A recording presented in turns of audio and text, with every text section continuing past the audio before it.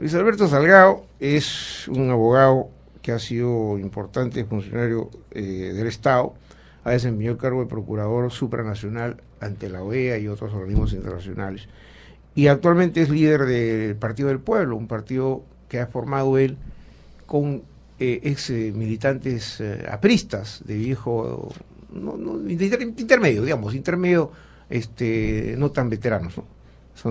Son sesentones más o menos, por ahí andan, ¿no? 50, 60. De 50 y 60. Hay unos ya como Carlos Roca de 60 y pico. Pero ya hay de 20, ¿eh? Ya hay de 20 años. Sí, bueno, quien habla están llegando bien. Salgado. ¿Cómo está usted, Salgado? Buenos días, don Alberto. Aquí un gusto estar nuevamente con ustedes. El tema es en Radio Nacional. Gracias. Peleagudo, ¿no? Duro, severo para Alan García. Bueno, efectivamente él tiene que afrontar esta situación. Dos atingencias me parece importante, Alberto, amigo Cuquín. Indultar o conmutar penas, o indultar en delitos a condenados por narcotráfico agravado, vale decir en banda, o a secuestro o condenados por secuestro agravado, vale decir en banda también, ya es delito.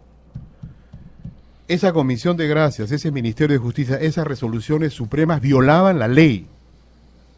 Las rubricadas por el señor Alan García y las firmadas por el ministro Pastor o la ministra Rosario Fernández, o quien más como ministro o ministro hubieran firmado, estaban violando la ley. Ahí está el delito, con conciencia, dolo y con los elementos tipificantes de lo que establece el Código Penal. Pero no puede haber el argumento de que fueron decisiones políticas. Obviamente, o sea, hay una decisión política de violar la ley. Bueno, no, pero digo... La decisión política, digamos, no, aquí no hay prerrogativa. El presidente no tiene esa facultad monárquica, porque en el primer artículo, si bien dice el indulto es una facultad, una prerrogativa presidencial, me parece en el inciso 9 u 8 del artículo de las prerrogativas del presidente, el artículo primero le ordena hacer cumplir las leyes y respetar las resoluciones judiciales. De manera que esto vale para cualquier presidente en las circunstancias que ya en el desarrollo constitucional de esos preceptos se establecen ya los parámetros y los límites, y para robo agravado, para secuestro agravado y para narcotráfico agravado no hay excepción, vale decir, no puede concederse indultos ni conmutaciones porque eso es violar la ley. Aquí han habido, de los 5.500, 400 ya conocidos, están conociendo nombres, ¿no?, de narcotráficos de alto vuelo. Los norteños, uno de ellos ha sido contratado, ¿no?, para precisamente visitar los penales. Oye, ¿quién es? ¿Cómo es? ¿Quién es? ¿Qué es cosa lo que estás diciendo? Avanza, presenta. O sea, tenían a gente que conocía la temática, pero es y obvio, conocía a los personajes que se les tenía obvio, que dar el indulto. El señor Miguel Facundo Chinguel sale a decir, tiene derecho a trabajar, como ha dicho muy bien don Alberto Cuquín. Este es un agravio a la inteligencia. Yo recordó lo que ha dicho Chinguel. Por eso, precisamente él dice, es decir, eso dice Facundo Chinguel. Pero claro, la crítica que hace, o sea, ¿cómo es posible? Claro, ¿cómo es justamente, el gato despensero han dicho, o sea, aquí le están tomando el pelo al país, claro. Somos unos débiles mentales. Ahora, el señor Alan García cree que el Perú es una sarta de tontos. Pero solo para recordar un detalle nada más, pero estos hechos no son recientes. Yo todavía tengo en la memoria mis primeras crónicas y notas como reportero, el famoso caso Lambert. ¿Usted recordará? Claro, Carlos Lambert. Sí, así es cierto, vinculado directamente a una gran organización de narcotraficantes. La diferencia, ¿sabe? Y que era un hombre fuerte, incluso se permitió casi creo que comprar la Villa Mercedes. La diferencia, ¿sabe qué ahora, Alberto? Es que esto es hecho desde el Estado y que desde el año 2010 el Perú es el primer exportador de cocaína en el mundo. Justo en los meses y años en que era una coladera ese ministerio. Tener muy presente esto. Perú, primer país exportador de cocaína. Y otra cosa importante, cuando uno entra al Ministerio de Justicia, al Estado, y especialmente al Ministerio de Justicia, y en estas áreas críticas, neurálgicas, a uno le piden, uno tiene que presentar antecedentes, certificado de antecedentes judicial. Justamente ahí quería llegar, doctor. Gusto, sí. Ahí quería llegar, o sea, adelante. Este señor Jorge López, que ha sido detenido. Guamán Montenegro. Manuel Guamán. Ha trabajado en la banda. No ha sido detenido todavía. No, fue detenido y sentenciado en su momento. Sí, a 8 años. Claro, a 8 años. perteneció al cártel de los López Paredes. Norteños. Con Fernando Ceballos también, el de los norteños. Era considerado el cerebro de la banda. 3.400 kilos de cocaína. Claro, 3 toneladas y media. Así es. ¿Cierto? Comprobado, agarrado, enjuiciado, encarcelado. Socios cercanos de Pablo Escobar. ¿Cómo puede el Partido Aprista organizado con la trayectoria que tiene más de 50 años habérsele pasado este datito? ¿No es cierto? Lo que usted venía es que ahí reiteramos, por eso es que reitero, un número creciente de apristas, incluyéndome. Yo, desde el primer momento, comenzó a tensarse la situación con el gobierno de Alan García por el tema de Ipcher, por otros temas vinculados a la corrupción del fujimorismo, cierta contemplación que yo no explicaba, y eso terminó en mi salida en marzo del año 2008, cuando no acepté un acto de corrupción que había sido a mi oficina a ser insinuado por el mismo Mauricio Müller, y 2 semanas después, una llamada telefónica de Alan García. Como no acepté ese acto de corrupción, salí del Estado y era algún narcotraficante. No, para encubrir el tema de que 55 millones de soles, de Baruch Ipcher, claro que ya se le había dado 20 millones de soles como reparación, que no le correspondía. Le dieron excesivamente por 3 años que no tuvo su canal, esa es una historia aparte. Pero era un caso, para mí era un caso de corrupción, y yo no iba a agachar en este caso la cabeza porque se estaba lesionando al Estado. Así se lo dije a Rosario Fernández, que era ministra de Justicia. Así se lo quise manifestar a Alan García, entrevistándome con él. Nunca me recibió, se lo dije al señor Nava, y jamás se me dio audiencia, y terminó en mi salida. Entonces, ese es un tema antecedente importante. Entonces, no podemos pasar por alto estas circunstancias, porque le digo precisamente a su pregunta, esto es la razón por la cual centenares de apristas, miles de apristas, nos estamos yendo y hemos decidido, en mi caso, junto con 30 compañeros más, con Enrique Coscasinelli, Jesús Guzmán Gallardo, Augusto Valqui, Herbert Mujica, hemos decidido fundar el Partido del Pueblo. Entonces, ese es un tema. Y lo otro, efectivamente, Jesús Guzmán dijo en un momento que es presidente de la Comisión Política del Partido del Pueblo, yo soy el secretario general colegiado junto con Enrique Cox, que esto se comportaba como una mafia. Y esa es la alerta que le damos primero a los apristas, que son aquellos que están dando todavía con su silencio un aval político a Alan García y a esa cúpula que ahora compromete en otro gravísimo caso de corrupción. Pero cuando uno entra al Ministerio de Justicia, quería decirle, a uno le exigen certificados, uno tiene que presentar certificado judicial, policial, penales y hasta Infocorp. ¿Cómo es posible que se pasara por alto estas circunstancias? Increíble. Doctor Luis Alberto Salgado, este tema es verdaderamente un escándalo. Un señor que ha formado parte de los norteños, que exportaba, acopiaba toneladas de droga a los cárteles de México desde 1994, ahora miembro no solamente del Partido Aprista, sino de esta comisión. Que, en el 2005 se inscribió. 2005, ¿no? Ya que acopiaba, decíamos, la droga, y forma parte de esta comisión. Este tema, ¿cómo pudo pasársele al señor Chinguel? Trabajaba con Chinguel directamente. Claro. ¿Y cómo no se informó, no llegó a oídos del presidente entonces, Alan García? ¿Esto estaría poniendo en riesgo la cantada ya candidatura del doctor Alan García? Bueno, yo creo que ya no tiene autoridad moral Alan García para pretender ser candidato a la presidencia, ni por una agrupación de derecha, ni por el APRA, ni por nadie. Yo creo que esto lo descalifica, y tendría él que en este momento, dudo que lo haga, que pedirle perdón al país por esta gravísima situación a la cual nos han llevado. Al interior, en el APRA histórica precisamente, es el cuestionamiento severo. Es el anti-Haya, le llaman algunos, otros ya, bueno, hablan otras expresiones, patrón del mal, etcétera. Yo no quiero entrar en calificativos, pero insulta a la inteligencia, es una tomadura de pelo, que le pasan 20 vagones de corrupción, por lo menos a 2 ministros, me refiero a Aurelio Pastor y Rosario Fernández, que volvió a ser ministra de Justicia después, y fue además premier, designada finalmente por Alan García, nuevamente, ¿no? Y no se dan cuenta, y nadie se da cuenta de esto. Pero hay más a su pregunta, disculpe.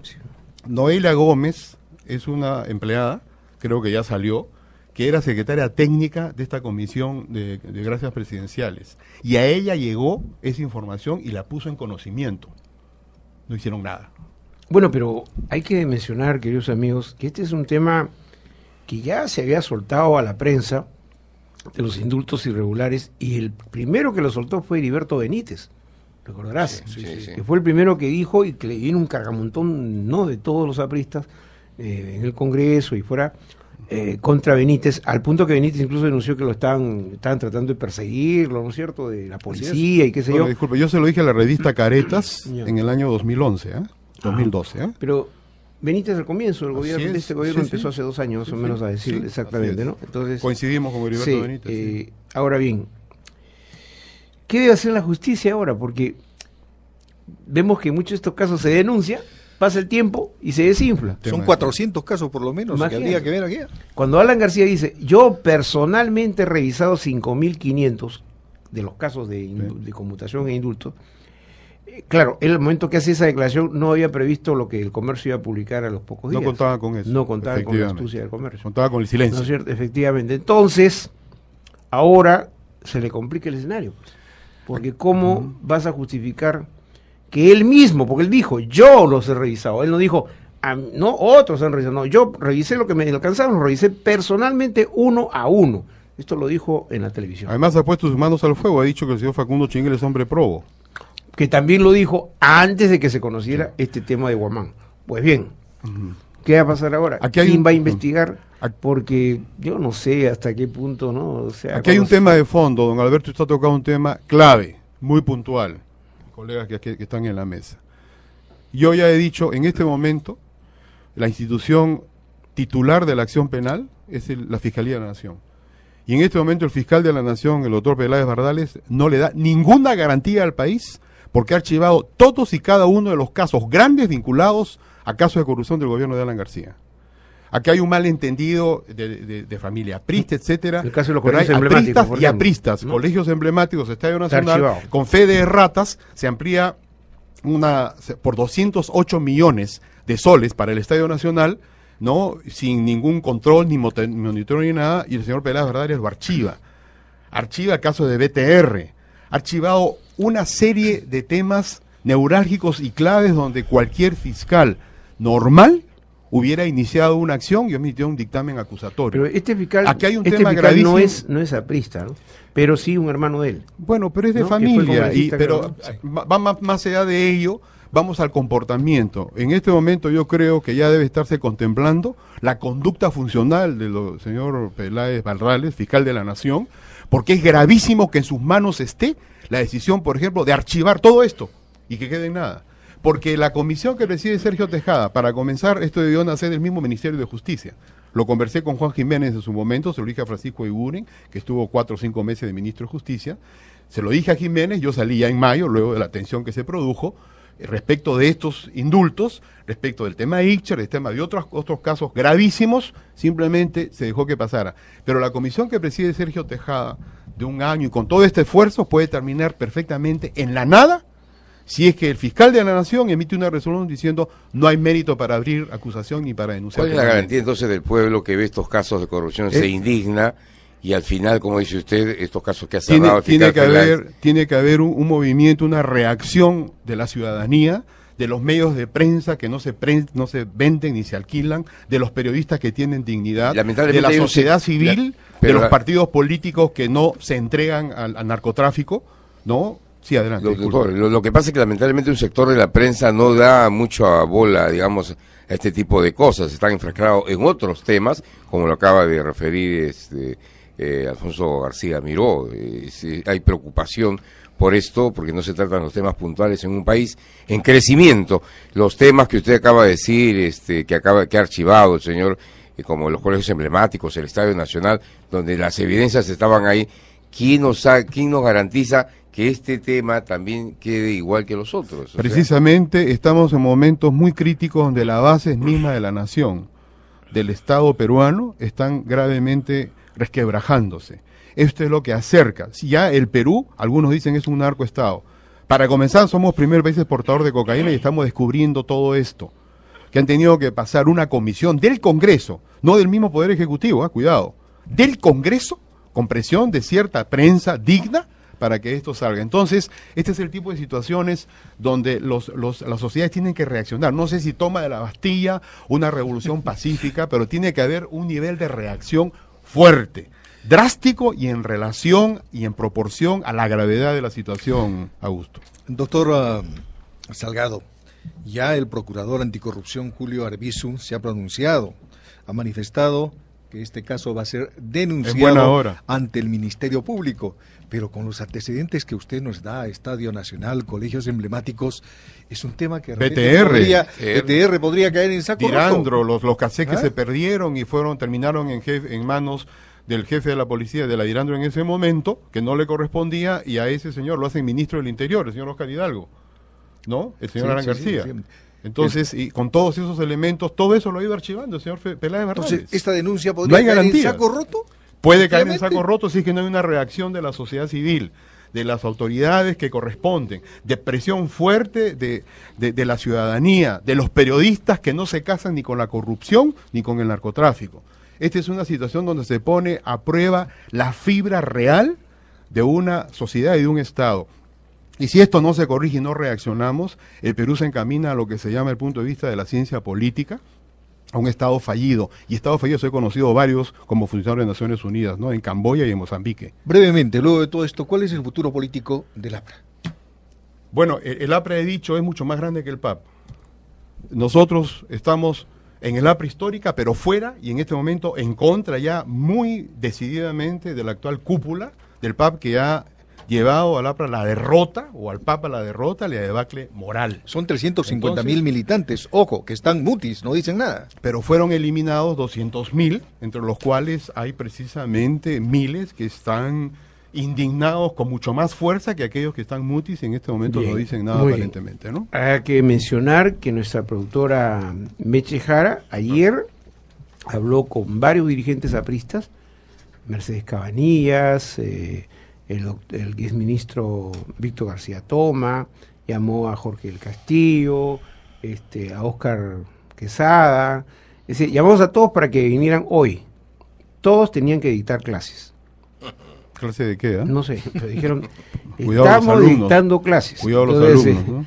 Eso es lo que a mí me sorprende, pero en fin, pero así lo hago público, se les llamó, porque nosotros aquí en Radio Nacional llamamos a todos los involucrados en algún tema, a favor o en contra, pero sí la pluralidad y el equilibrio informativo nos obliga. Entonces, exigí para que producción los llamara, y la respuesta fue esa. Ahora no puedo, dentro de una semana, semana y media, de semana y media este tema ya se terminó. Que la gente se olvide. Claro, entonces que se calmen las aguas. Exactamente, o sea que cumplo con decirlo públicamente. Hemos llamado a los principales dirigentes del APRA para que vengan a hablar sobre este tema. Del PAP. Bueno, pero ¿no es cierto? Sí, pues está bien. Ya. Lamentablemente hasta ahora se les asocia con el APRA histórico. Para satisfacer al doctor Salgado, hemos llamado a los dirigentes del partido. Con todo respeto y con todo aprecio. Qué ocurrencia. Hemos llamado a todos los dirigentes del partido de Alan García Pérez. Para que quede... Bueno, es más justo. Más justo. Muy bien, vamos a tener que agradecerle al doctor Salgado, obviamente entregándole los caramelitos anticorrupción, que son parte de nuestra característica aquí, porque esto permite generar una adrenalina necesaria para luchar contra los corruptos y contra todos estos narcotraficantes que están haciendo las suyas y que se están empoderando, así, ¿no es cierto?, de un sector de nuestras fibras sociales. Y esto hay que rechazarlo con energía, porque ya basta ya de corrupción y narcotráfico en el Perú. Basta ya. El ciudadano tiene que ponerse de pie. Yo ya lo he repetido desde muchas otras emisoras. Ciudadano que no se pone de pie no se compromete a luchar contra estos tremendos males que tiene la sociedad peruana.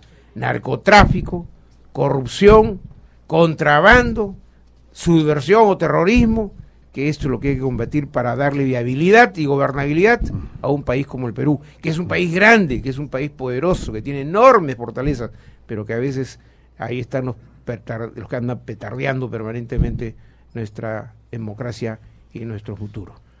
Gracias, doctor Salgado. Muchas gracias, don Alberto. Que le vaya muy bien. Gracias, igualmente. Muy bien. Y chúpese usted un caramelito sí, anticorrupción. ¿Cómo no? Tranquilo. Bien. Pero con decisión. Con decisión, evidentemente. Vamos a la pausa.